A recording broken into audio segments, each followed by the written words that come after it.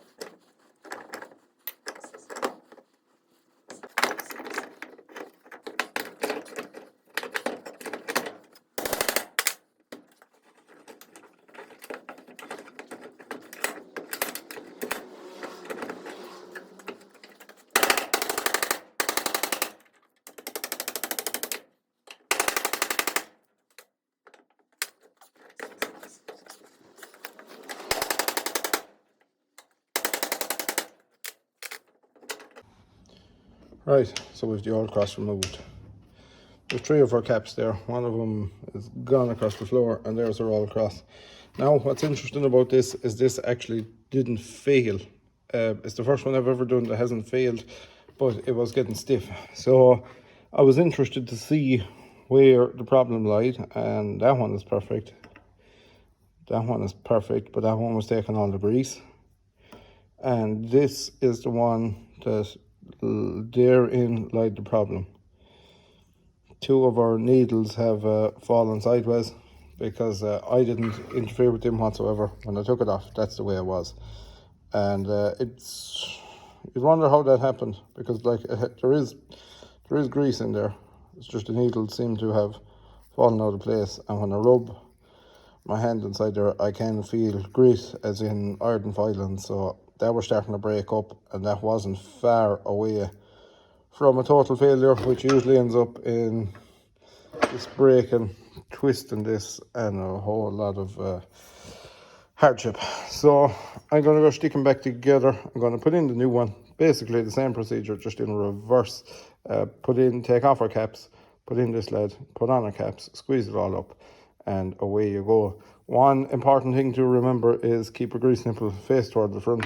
I have made that mistake in the past, facing it that way, and then it's difficult enough to grease the shaft.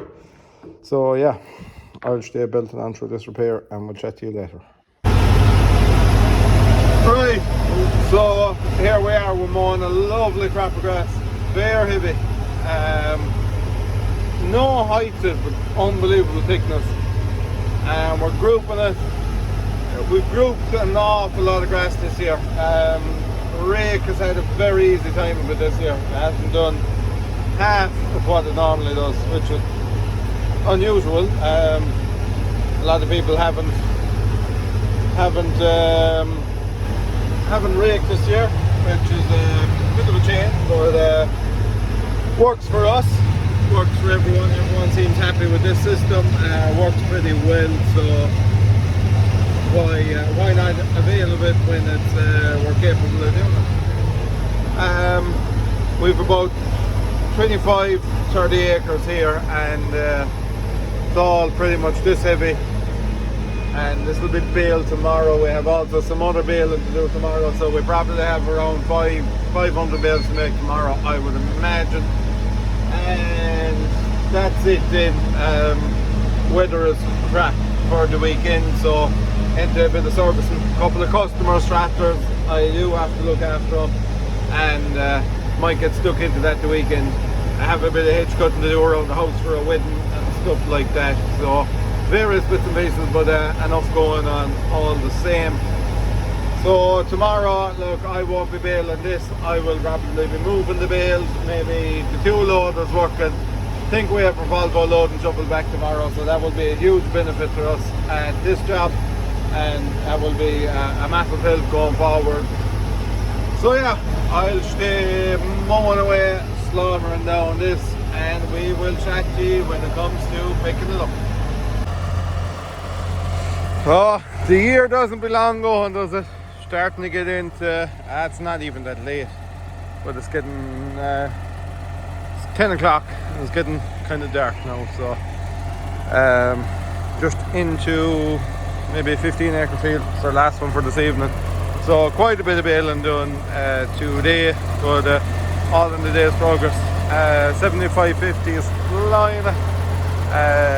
First, like I say, first of the night workload and it'll be tonight, but I can't see having any problems with this tractor for the job. I won't say we won't have any problems with the tractor, but for the job. This loader has, if you look at a lot of quickies, they don't have this. I think this was an option or something like that on it, and it shoves it out a good bit further. Not a great job on our 6480 because it's just a bit imbalanced for it, whereas this tractor is such a heavy back in, it doesn't really affect it at all. But yeah, not the job on the 6480. The loader we have on the 6480 now doesn't have this, so that's back here, and it's making your loader about that much softer, which is a great help on that tractor now, to be fair. So I will I'll stay baiting on. Should be a trailer here any minute, and we'll get this job smashed out. We have a big surprise coming next week, and I'll be looking forward to filling you in on that. But as the night progresses, I will update you on how we're going on.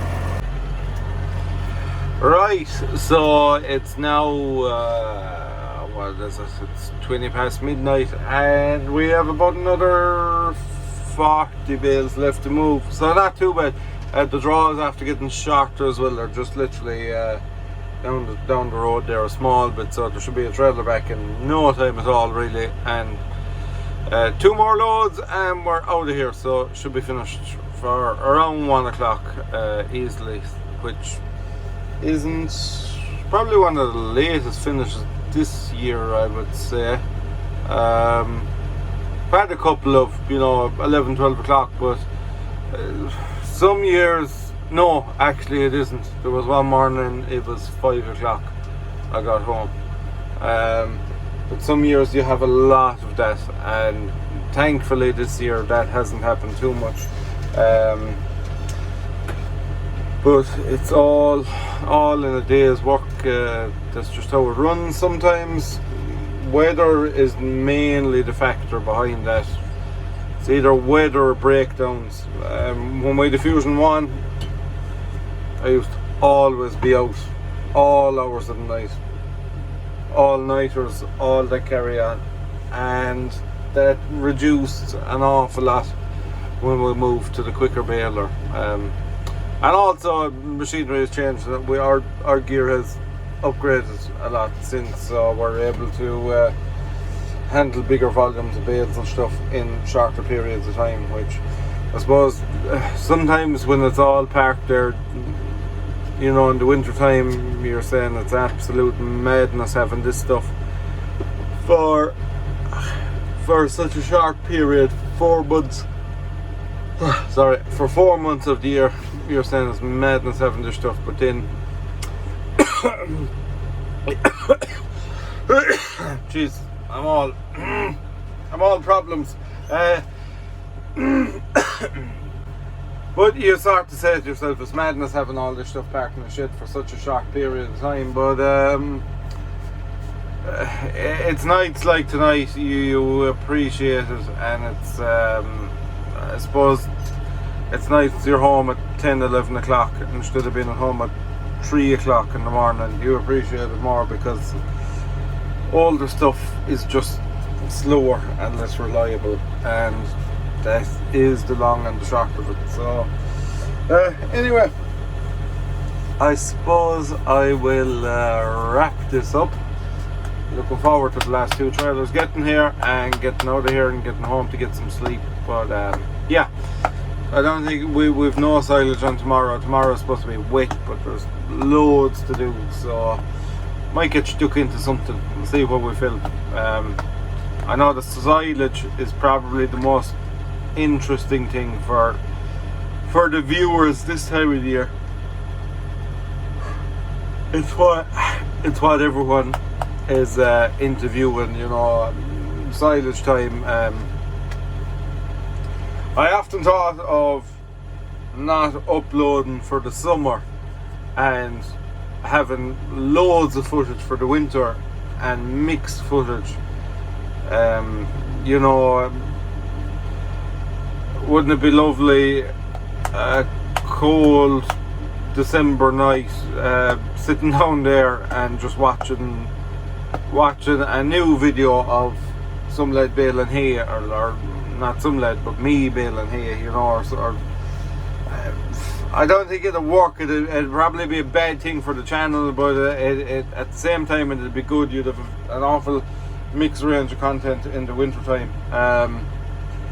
You know, you'll be able to upload all your summer stuff in the winter, but I haven't got around to it. I just haven't built up enough footage yet, I suppose, to do that. I'm a bit lackadaisical with the footage wise. I kind of just have enough to do a week, maybe 2 weeks sometimes, and I kind of stop filming it then. But maybe something to work on for the winter time and for next year. Upgrade the footage a bit, because the channel is growing kind of more than I expected it to grow, really. We're getting more hits and more views and more likes and comments than I ever really imagined it would get. But yeah, that's the way it goes. So the Maxim is just landed back here now. I'm going to fill him up and we'll hit the road.